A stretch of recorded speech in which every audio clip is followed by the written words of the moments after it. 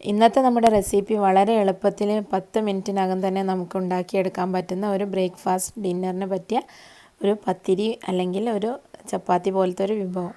അപ്പോൾ ഇത് ഉണ്ടാക്കാനായിട്ട് ഞാനിപ്പോൾ ഇതിൻ്റെ മാവ് തയ്യാറാക്കാൻ ഒരു ബൗൾ എടുത്തിട്ടുണ്ട്. ഇതിലേക്ക് ഒരു 2 എഗ്ഗ് നമുക്ക് പൊട്ടിച്ച് ചേർത്ത് കൊടുക്കാം. ഇതിനകത്തേക്ക് ഒരു 1.5 ടേബിൾ സ്പൂൺ പഞ്ചസാര ചേർത്ത് കൊടുക്കാം. പിന്നെ ഒരു നുള്ള് ഉപ്പ് ചേർത്ത് കൊടുക്കാം. ഇനി ഇതൊന്ന് നന്നായി ഒന്ന് മിക്സ് ചെയ്തെടുക്കണം. ജസ്റ്റ് ഒന്ന് ആ പഞ്ചസാരയും അതുപോലെ തന്നെ ഉപ്പൊക്കെ ഒന്ന് അലിഞ്ഞ് വന്നാൽ മതി. ഒരുപാട് ബീറ്റ് ചെയ്യേണ്ട ആവശ്യമൊന്നുമില്ല. ഒന്ന് മിക്സാക്കി എടുത്താൽ മതി. ഇനി ഇതിലേക്ക് ഒരു 150 ml പാല് ചേർത്ത് കൊടുക്കാം.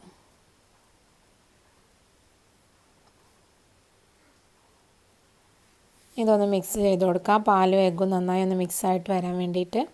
ഇനി ഇതിനകത്തേക്ക് ഒരു 3 ടേബിൾ സ്പൂൺ ഓയിൽ ചേർത്ത് കൊടുക്കുക. നിങ്ങൾ ഏത് ഓയിലാണോ ഉപയോഗിക്കുന്നത് സ്ഥിരമായിട്ട് അത് ചേർത്ത് കൊടുക്കുക. വെളിച്ചെണ്ണ അല്ലാത്ത ഓയിൽ ഉപയോഗിക്കുന്നതാണ് ഒരു ടേസ്റ്റിന്.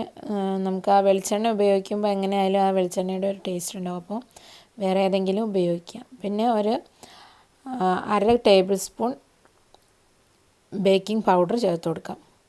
ഇനി ഒന്നുകൂടെ മിക്സ് ചെയ്തെടുത്തിട്ട് നമുക്കിതിലേക്ക് അല്പമായിട്ട് മൈദ ചേർത്ത് കൊടുക്കാം.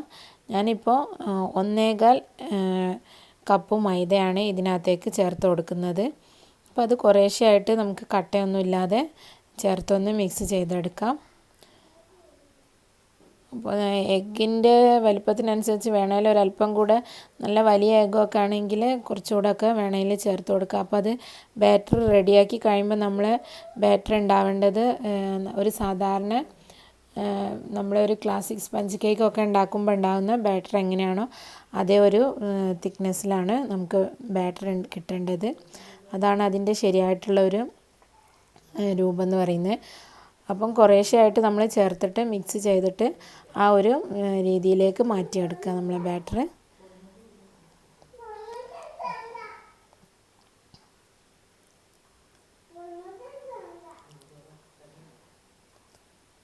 കട്ട ഒന്നും ഒട്ടും തന്നെ ഇല്ല എന്നുള്ളത് ഉറപ്പാക്കിയിട്ട് മിക്സ് ചെയ്തെടുക്കുക. അപ്പോൾ ബാറ്റർ ഞാനിപ്പോൾ ഇവിടെ ഏകദേശം റെഡിയാക്കി എടുത്തിട്ടുണ്ട്.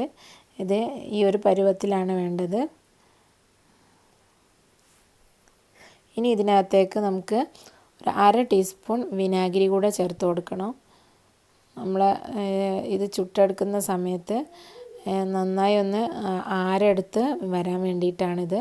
അപ്പോൾ അങ്ങനെ ആകുമ്പോൾ അതിൻ്റെ ഉൾവശം നല്ല ഭംഗിയുണ്ടാവും. അതുപോലെ തന്നെ അത് നല്ല ടേസ്റ്റി ആയിരിക്കും കഴിക്കാനായിട്ട്. അതിന് വേണ്ടിയിട്ടാണ് 1/2 ടീസ്പൂൺ വിനാഗിരി ചേർത്തിട്ടുള്ളത്. അതുകൂടെ ചേർത്തൊന്ന് നന്നായി മിക്സ് ചെയ്തെടുക്കുക. അപ്പോൾ ഈ ഒരു പരുവത്തിലുള്ള മാവാണ് നമുക്ക് വേണ്ടത്. പിന്നെ നമുക്കിത് ചുട്ടെടുക്കാം. അതിനായിട്ട് ഞാനിവിടെ ഒരു തവ വെച്ചിട്ടുണ്ട്. ഇതിലേക്ക് ഒരല്പം ഓയിൽ ഒഴിച്ചു കൊടുക്കാം. ഓയിൽ വേണ്ടാന്നുള്ളവർക്ക് അത് സ്കിപ്പ് ചെയ്തിട്ട് ഓയിൽ ഫ്രീ ആയിട്ട് വേണമെങ്കിൽ അങ്ങനെ ചുട്ടെടുക്കാവുന്നതാണ്.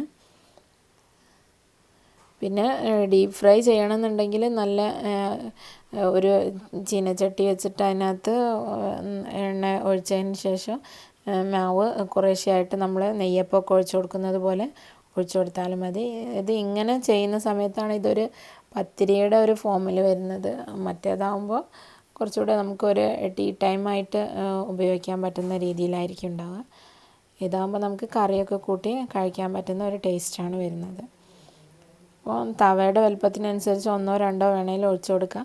ഇപ്പം നിങ്ങൾക്ക് നല്ല കുറച്ചുകൂടെ വട്ടത്തിലുള്ളതാണ് വേണ്ടതെങ്കിൽ കുറച്ചുകൂടെ മാവ് ഒഴിച്ചു കൊടുത്താൽ മതി.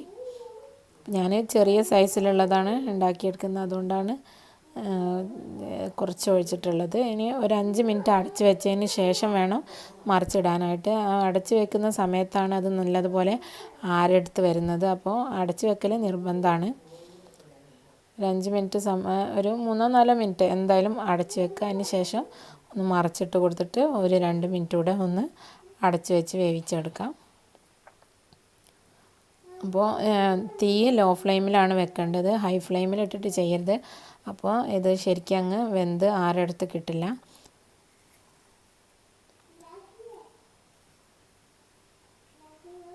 ഇതിവിടെ റെഡി ആയിട്ടുണ്ട്. നമുക്കിതൊരു പാത്രത്തിനകത്തേക്ക് മാറ്റാം. ഇതേ രീതിയിൽ നമുക്ക് ബാക്കിയുള്ളതൊക്കെ ഉണ്ടാക്കിയെടുക്കാം. വളരെ ഈസി അല്ലേ ഉണ്ടാക്കാനായിട്ട്. വളരെ ടേസ്റ്റുമാണ് കഴിക്കാനായിട്ട്. കുട്ടികൾക്കും മുതിർന്നവർക്കൊക്കെ ഇഷ്ടപ്പെടുന്ന ഒരു ബ്രേക്ക്ഫാസ്റ്റിന് അല്ലെങ്കിൽ ഡിന്നറിനൊക്കെ പറ്റിയൊരു ഡിഷാണ്. ഒരു ടർക്കിഷ് വിഭവമാണിത്. ഫതീർ-അൽ-ഹലീബ് എന്നാണ് ഇതിൻ്റെ പേര് ശരിക്കും പറയുന്നത്. അപ്പോൾ ഞാനിതൊന്ന് ഒരെണ്ണം മുറിച്ച് കാണിക്കാം നിങ്ങൾക്ക്. ഇത് എങ്ങനെയാണ് ഇതിൻ്റെ ഉൾവശം ഇരിക്കുന്നതെന്ന്. നല്ല നമ്മളെ എന്താ പറയുക,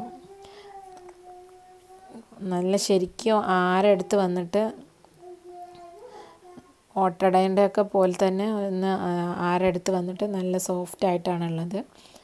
നിങ്ങളെല്ലാവരും ഇതൊന്ന് ട്രൈ ചെയ്ത് നോക്കിയിട്ട് അഭിപ്രായങ്ങളൊക്കെ അറിയിക്കുക. വീഡിയോ ഇഷ്ടമായിട്ടുണ്ടെങ്കിൽ ഷെയർ ചെയ്യാനും ലൈക്ക് ചെയ്യാനും മറക്കരുത്. അതുപോലെ എൻ്റെ വീഡിയോ ആദ്യമായിട്ട് കാണുന്ന ആളാണെങ്കിൽ ചാനൽ സബ്സ്ക്രൈബ് ചെയ്യാനും മറക്കരുത് കേട്ടോ. ഇൻഷാ അല്ലാഹ് മറ്റൊരു വീഡിയോയുമായിട്ട് നെക്സ്റ്റ് എപ്പിസോഡിൽ വീണ്ടും കാണാം. Thank you for watching.